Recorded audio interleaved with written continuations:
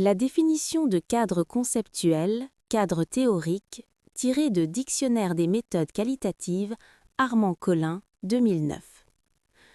Dans la rédaction des mémoires et des thèses, la tradition universitaire impose la construction d'un cadre conceptuel, appelé aussi cadre théorique, Gautier, cadre ou schéma de référence ou réseau conceptuel.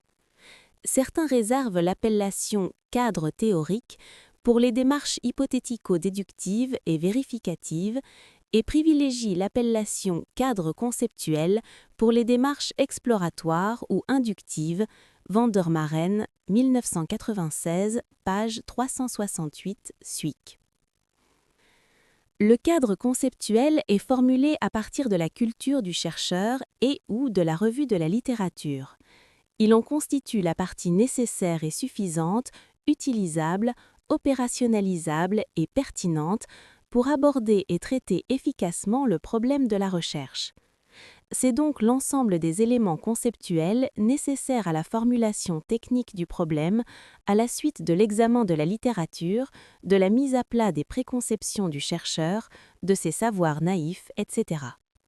Le cadre conceptuel est souvent confondu avec une revue de la littérature effectuée parce qu'on doit la faire, exigence du directeur de recherche, ou pour montrer qu'on la connaît, étalage d'érudition. De plus, dans ces cas, la revue de la littérature est souvent mal faite parce qu'elle ne montre pas l'organisation des concepts et ne présente pas une critique de la logique des relations interconceptuelles et des méthodes empiriques qui les fondent ou les testent. Or, le cadre conceptuel devrait être ce qui reste de la littérature après l'examen de ce qui en est empiriquement fondé, pertinent et conceptuellement valide pour mener à bien la recherche et lui fournir ses instruments. Le cadre conceptuel est donc le but et le résultat de la revue de la littérature. Il la suit ou il la termine, il en est la synthèse utile.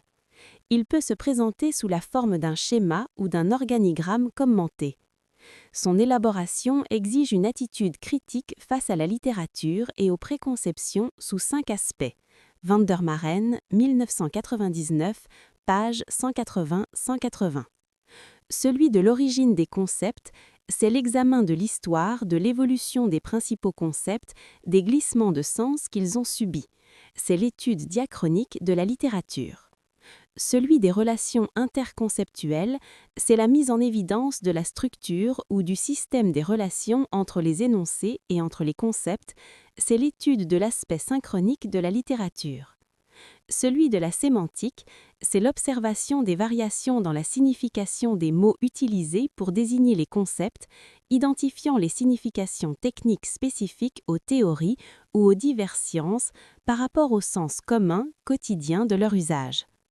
Celui des opérationnalisations ou de l'instrumentation, c'est l'analyse de la manière dont les concepts ont pu être traduits en variables et de la relation qui a été établie avec des observables ou des indices reconnus comme des indicateurs valides de ces concepts.